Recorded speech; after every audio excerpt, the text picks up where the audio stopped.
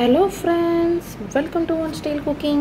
நாம இன்னைக்கு பார்க்க போற ரெசிபி என்னன்னு பாத்தீங்கன்னா விநாயகர் சதுர்த்திக்கு ஒரு ஸ்பெஷலான ஒரு கொழுக்கட்டை தாங்க பார்க்க போறோம். இந்த கொழுக்கட்டை பண்றதுக்கு அச்சு எதுவுமே தேவையில்லை, நம்ம கைகளாலேயே செஞ்சிடலாம். இது வந்து பாத்தீங்கன்னா ராகி கொழுக்கட்டை. அது மட்டும் இல்லாம குழந்தைகளுக்கு ரொம்ப பிடிக்கிற மாதிரி ராகி சாக்லேட்லாம் சேர்த்து சூப்பரா இருக்குங்க. வாங்க இந்த கொழுக்கட்டை எப்படி ஈஸியா டேஸ்டியா செய்யலாம்ங்கறத பார்க்கலாம். வீடியோக்குள்ளே போகிறதுக்கு முன்னாடி கீழே உள்ள ரெட் கலர் சப்ஸ்கிரைப் பட்டனை கிளிக் பண்ணுங்கள். கூடவே பக்கத்தில் உள்ள பெல் ஐக்கானையும் கிளிக் பண்ணுங்கள்.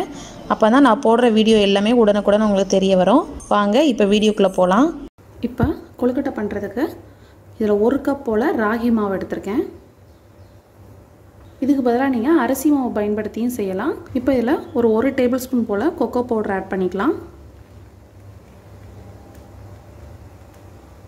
கூடவே மேல் மாவுக்காக கொஞ்சமாக உப்பு சேர்த்துக்கோங்க. ஃபஸ்ட்டு இதெல்லாம் சேர்த்து நல்லா மிக்ஸ் பண்ணிக்கலாம். இப்போ நல்லா மிக்ஸ் பண்ணியாச்சு. இதில் கொஞ்சம் கொஞ்சமாக நம்ம ஹாட் வாட்டர் சேர்த்து மிக்ஸ் பண்ணிக்க போகிறோம். இப்போ வந்து நான் 1 கப் அளவு மாவு எடுத்தேன். அதே 1 கப் அளவு தண்ணியை வந்து நல்லா கொதிக்க வச்சுருக்கேன். அதை கொஞ்சம் கொஞ்சமாக சேர்த்து மிக்ஸ் பண்ணிக்கலாம். தண்ணி வந்து நல்லா கொதிக்கிறதுனால தான் நம்மளுக்கு வந்து கொழுக்கட்டை வந்து ஷேப் பண்ணும்போது நம்மளுக்கு வெடிப்பு எதுவுமே இல்லாமல் இருக்கும். பாருங்கள், நம்மளுக்கு கரெக்டாக வந்திருக்கு. இந்தளவு நல்லா ஒன்றா சேர்ந்து வரணும். நம்ம ராகி மாவு சேர்த்ததுனால நம்ம வந்து கோகோ பவுடர் வந்து ரொம்ப அதிகம் சேர்க்க வேண்டாம். ஏன்னா அதோட கலர் எல்லாமே நம்மளுக்கு கிடச்சிரும். ஒருவேளை நீங்கள் பச்சரிசி மாவு சேர்த்துருந்தீங்கன்னா கூட ஒரு டேபிள் ஸ்பூன் போல் கோகோ பவுடர் ஆட் பண்ணிக்கோங்க. நீங்கள் பூரணம் எதுவுமே வச்சு செய்யாமல் இருந்தீங்கன்னா இதிலேயே நம்ம ஸ்வீட் எல்லாம் சேர்த்து நம்ம செய்கிறப்ப நமக்கு அந்த சாக்லேட் ஃப்ளேவரோட சூப்பராக இருக்கும் கொழுக்கட்டை. இப்போ நல்லா மிக்ஸ் பண்ணியாச்சு. இது நல்லா ஆறட்டும். அதுக்கு நம்ம பூரணம் ரெடி பண்ணிடலாம். இப்போ பூரணம் பண்ணுறதுக்கு ஒரு கடாயில் 1/2 கப் போல் துருவன தேங்காய் எடுத்துருக்கேன். அதை சேர்த்துக்கலாம். கூடவே 1 டீஸ்பூன் நெய் சேர்த்துக்கோங்க. இப்போ இதை சேர்த்து நல்லா மிக்ஸ் பண்ணிக்கலாம். தேங்காய் பூரணை வந்து நம்ம அடுப்பில் சேர்த்து கலராமலேயே நம்ம வந்து மிக்ஸ் பண்ணி ரெடி பண்ணிடலாம். நான் வந்து கொஞ்சம் நெய்யில் வந்து எல்லாத்தையும் மிக்ஸ் பண்ணால் ஃப்ளேவர் நல்லாயிருக்குங்கிறதுக்காக நான் மிக்ஸ் பண்ணிக்கிறேன். அடுப்பு வந்து லோ ஃப்ளேமில் வச்சுக்கோங்க. இப்போ 1/2 கப் தேங்காய்க்கு ஒரு 1/4 கப் போல் நாட்டு சக்கரை பொடியாக சேர்த்துக்கிறேன். நீங்கள் வெல்லம் சேர்த்திங்கன்னா பாகா காய்ச்சி சேர்த்துக்கோங்க. வாசனைக்காக ஒரு 2 பிஞ்ச் போல் ஏலக்காய் தூள் சேர்த்துக்கலாம்.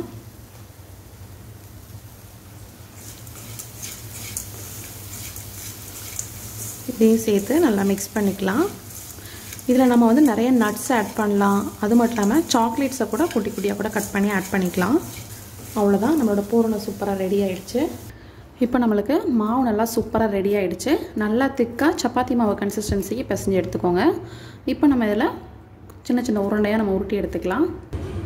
பாருங்கள், உருட்டி எடுத்ததுமே உங்களுக்கு தெரியும் எந்தவித கிராக் எதுவுமே இல்லாமல் நல்லா ஷைனிங்காக இருக்குன்னு. இந்த மாதிரி நல்லா எல்லா உருண்டையும் உருட்டி எடுத்துக்கலாம்.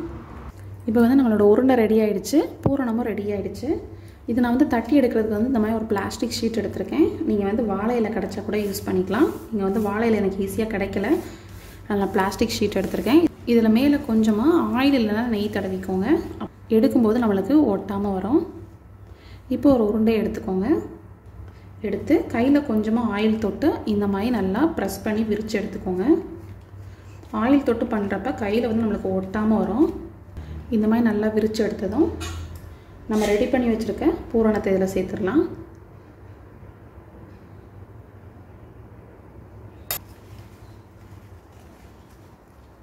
இப்போ அந்த 2 எட்ஜையும் சேர்த்து இந்த மாதிரி நல்லா ப்ரெஸ் பண்ணி எடுத்துக்கோங்க. பாருங்கள், அந்த எட்ஜஸை மட்டும் லைட்டாக ப்ரெஸ் பண்ணிக்கோங்க. கொழுக்கட்டை சூப்பராக ரெடி ஆகிடுச்சு. இதில் நம்ம நீங்கள் டிசைன் பண்ணணும்னு நினச்சிங்கன்னா வீட்டில் உள்ள பொருட்களை வச்சு நம்ம பண்ணிடலாம். அச்சு வந்து எதுவுமே வேணும்னு அவசியம் இல்லை. உங்ககிட்ட இந்த மாதிரி ஃபோர்க்கு இல்லைன்னா நம்ம தீக்குச்சியோட பேக் சைடை வச்சு கூட நம்ம பண்ணலாம். பாருங்கள், இந்த மாதிரி ஃபோர்க்கை வச்சு இந்த மாதிரி லைட்டாக ப்ரெஸ் பண்ணி விடுங்க.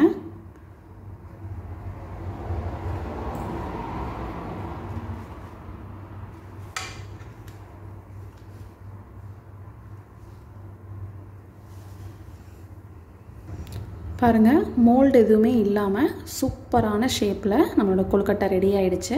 இப்போ இதே மாதிரி நம்ம எல்லாம் ரெடி பண்ணி வச்சிடலாம். இது நீங்கள் கையில் கூட வச்சு நம்ம பண்ணலாம். கையில் தொப்பி மாதிரி இந்த மாதிரி தொப்பி மாதிரியே பண்ணலாம். கையில் கொஞ்சமாக ஆயில் இல்லை நெய் தடவிட்டு இந்த மாதிரி சுற்றி நல்லா மெல்லிஸாக சுற்றி எடுத்துக்கோங்க. பாருங்கள், இந்த மாதிரி செஞ்சு எடுத்து இது உள்ளே நம்ம பூரணத்தை ஸ்டஃப் பண்ணிடலாம்.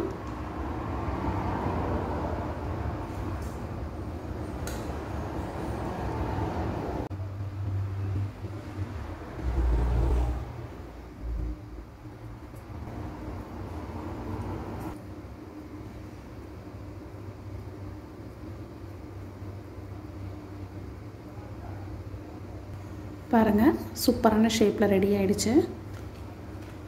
இப்போ இதுக்கு மேலே நம்மளோட ஃபோர்க் வச்சு இந்த மாதிரி ஷேப் பண்ணிக்கோங்க.